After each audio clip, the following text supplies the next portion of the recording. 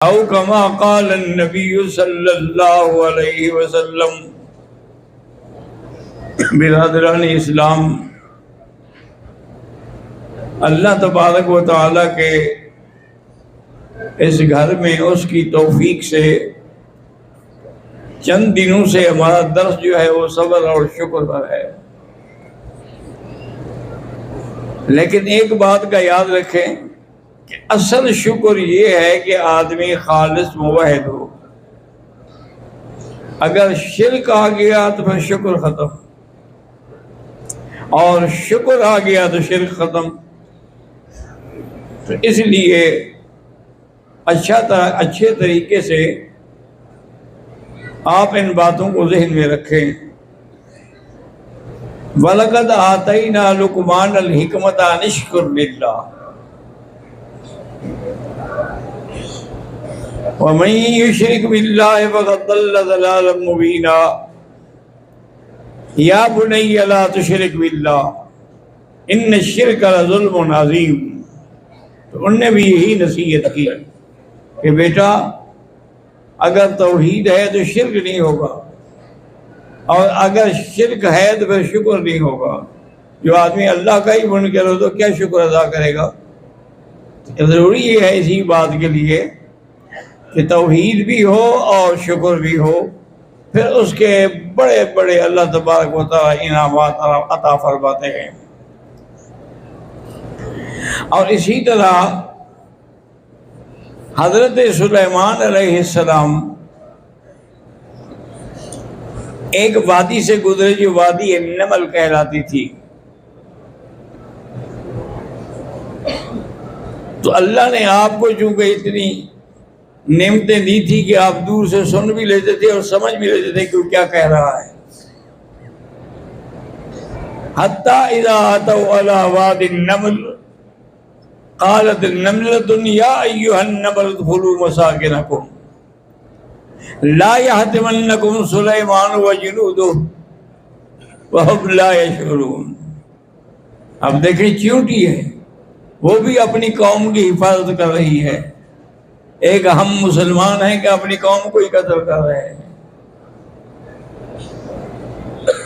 تو جب آپ نے یہ بات اس کی سنی، لیکن کمال دیکھیں کہ چیونٹی نے کہا کہ چونکہ لشکر گزرے گا اور وہ ایسا نہ ہو کہ آپ کو پاؤں کے نیچے راؤنڈ ڈالیں، ان کو تو پتہ ہی نہیں ہوگا، مقصد ہے کہ آمدن تو نہیں کریں گے۔ فَتَبَسَّمَ ضَاحِكًا مِّن قَوْلِهَا، حضرت مسکرائے، قال رب اوزعنی ان اشکر نعمتک التی انعمت علی۔ یا اللہ تیرا کمال نعمتیں ہیں مجھ پر، مجھے شکر کی نعمت کی توفیق بھی عطا فرما دے۔ اور اسی طرح اللہ تبارک و تعالی نے سلیمان علیہ السلام کو پرندوں کی بھی بولیاں سمجھائی تھی۔ وَتَفَقَّدَ الطَّيْرَ فَقَالَ مَا لِيَ لَا أَرَى الْهُدْهُدَ أَمْ كَانَ مِنَ الْغَائِبِينَ لَأُعَذِّبَنَّهُ عَذَابًا شَدِيدًا أَوْ لَأَذْبَحَنَّهُ أَوْ لَيَأْتِيَنِّي بِسُلْطَانٍ مُبِينٍ۔ پتہ نہیں کیوں نہیں نظر آ رہا، کہاں غائب ہو گیا ہدہد؟ اب آئے گا تو میں اس کو عذاب دوں گا، اور ہو سکتا ہے کہ میں اس کو پر نوچ کے اس کو مار ڈالوں۔ یہ بغیر پوچھے ہوئے کہاں چلا گیا ہے؟ فَمَكَثَ غَيْرَ بَعِيدٍ، تھوڑی دور سے وہ آ رہا تھا بڑے نیاز سے۔ فَقَالَ إِنِّي أَحَطْتُ بِمَا لَمْ تُحِطْ بِهِ، کہ حضرت سلیمان میں ایک ایسی خبر لایا ہوں جس کا آپ کو پتہ ہی نہیں۔ مقصد یہ ہے کہ وہ بھی سمجھتے تھے کہ پیغمبر عالم الغیب نہیں ہوتے۔ إِنِّي وَجَدْتُ امْرَأَةً تَمْلِكُهُمْ، میں نے وہاں دیکھا ہے ملک سبا میں کہ ان کی حاکم جو ہے، بادشاہ جو ہے، عورت ہے۔ فَأُوتِيَتْ مِن كُلِّ شَيْءٍ، اس کو اللہ نے بڑے انعامات دے رکھے ہیں۔ وَلَهَا عَرْشٌ عَظِيمٌ، اور اس کے ہاں بہت بڑا ایک تخت بھی ہے۔ تو آپ نے فرمایا اچھا دیکھو، تم جاؤ اور جا کے پتہ کرو، سننظر، ہم تاکہ یقین کریں کہ اصدقت ام کنت من الکاذبین، تم نے سچ کہا ہے یا جھوٹ بولا ہے۔ اذهبی الیہم فألق إليهم فتولى عنهم فأنذر ماذا يرجعون قالت يا أيها الملأ إني ألقي علي كتاب كريم إنه من سليمان وإنه بسم الله الرحمن الرحيم ألا تعلوا علي وأتوني مسلمين قالت يا أيها الملأ قالوا نحن أولو قوة وأولو بأس شديد بل امر الیک فانظری ماذا تأمرین، ہمارے پاس طاقت بھی ہے، لشکر بھی ہے، لیکن فیصلہ تو آپ نے کرنا ہے۔ تو آگے دیکھیں ملکہ کتنا سمجھدار ہے۔ قالت ان الملوک اذا دخلوا قریۃ افسدوها، کہ جب بادشاہ کسی علاقے میں جاتے ہیں نا تو اس کو اجاڑ دیتے ہیں۔ وجعلوا عزت اہلها اذلہ، ان کے بڑے عزت والوں کو بے عزت کر دیتے ہیں۔ مجھے پتا ہے کہ یہ اگر آئے نا ہمارے ملک میں، ہمارے ساتھ بھی یہی کریں گے۔ انی مرسلۃ الیہم بہدیۃ، میں ان کو ہدیہ بھیجتی ہوں۔ فناظرۃ بما یرجع المرسلون، پھر دیکھتے ہیں کہ وہ کیا جواب دیتے ہیں۔ اب وہ ہدیہ لے کے جب آئے، فلما جاء سلیمان بمال، مال لے کے ہدیہ لے کے آئے، انہوں نے فرمایا کہ مجھے تمہاری کوئی ضرورت نہیں، اللہ نے مجھے جو دے رکھا ہے وہ تمہارے پاس نہیں ہے، واپس جاؤ اور میرے پاس آ جاؤ، بس صورت دیگر میں معاف نہیں کروں گا، میں تیرے ملک میں چڑھائی کر کے تمہیں خراب کر دوں گا۔ وہ چلے گئے، واپس ہدیہ قبول نہیں ہوا۔ تو اب حضرت سلیمان علیہ السلام نے فرمایا کہ ایکم یاتینی بعرشہا، اس کا تخت اس کے آنے سے پہلے کون ہے جو لے آئے؟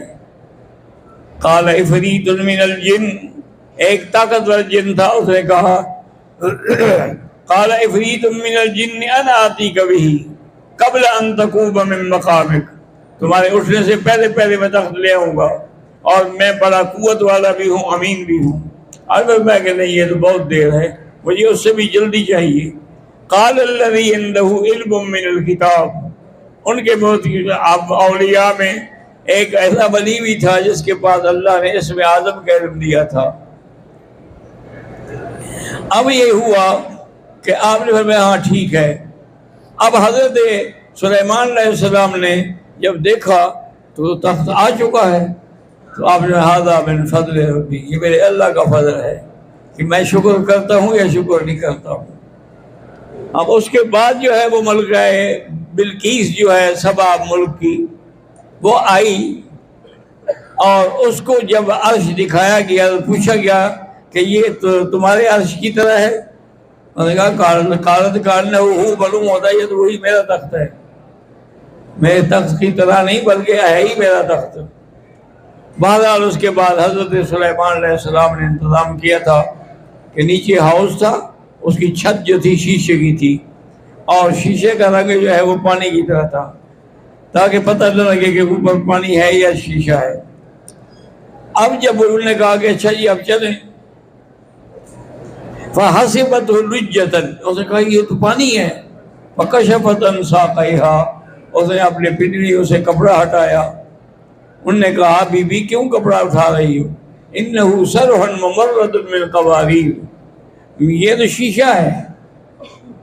اب بہت سارے بے دین لوگوں نے لکھا ہے کہ دیکھو پیغمبر ہو کر ایک عورت کی پنڈلیاں دیکھنا چاہتے تھے کہ بال ہیں کہ نہیں ہیں، کیونکہ اگر بال ہوں گے تو اس کا معنی یہ ہے کہ وہ جنی ہے، اور اگر بال نہیں ہوں گے تو وہ انسی ہے۔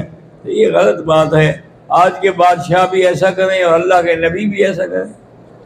حضرت سلیمان یہ چاہتے تھے کہ اس کو حقیقت کھل جائے کہ جیسے انہوں نے سورج کو خدا سمجھ رکھا ہے کہ وہ نور دے رہا ہے، اس کے بنانے والے کو یہ بھول بیٹھے ہیں، اسی طرح یہ شیشے کو پانی سمجھ کے غلطی کر رہے ہیں۔ تو اس نے جب دیکھا تو کہا اسلمت مع سلیمان، بس میں نے کلمہ پڑھ لیا، میں مسلمان ہو گئی۔ حضرت سلیمان نے جو راز کھولنے کے لیے ایک طریقہ اختیار کیا تھا وہ کامیاب ہو گیا۔ قالت رب انی ظلمت نفسی واسلمت مع سلیمان للہ رب العالمین۔ تو حضرت سلیمان علیہ السلام نے بھی بڑا اللہ کا شکر ادا کیا۔ اور ایک بات یاد رکھ لیں کہ شکر جو ہے وہ تین چیزوں سے ہوتا ہے۔ الشکر بالجنان دل سے شکر ہوتا ہے، والشکر باللسان زبان سے شکر ہوتا ہے، والشکر بالارکان اور ہاتھوں پاؤں سے شکر ہوتا ہے کہ اللہ کی اطاعت میں لگے ہوئے ہیں کہ نہیں لگے ہوئے۔ تو اللہ تبارک و تعالی آپ کو بھی ہمیں بھی، چونکہ میں بیمار ہوں، دعا کریں اللہ شفا دے، اس لیے میں نے کچھ وقت تھوڑا لیا ہے۔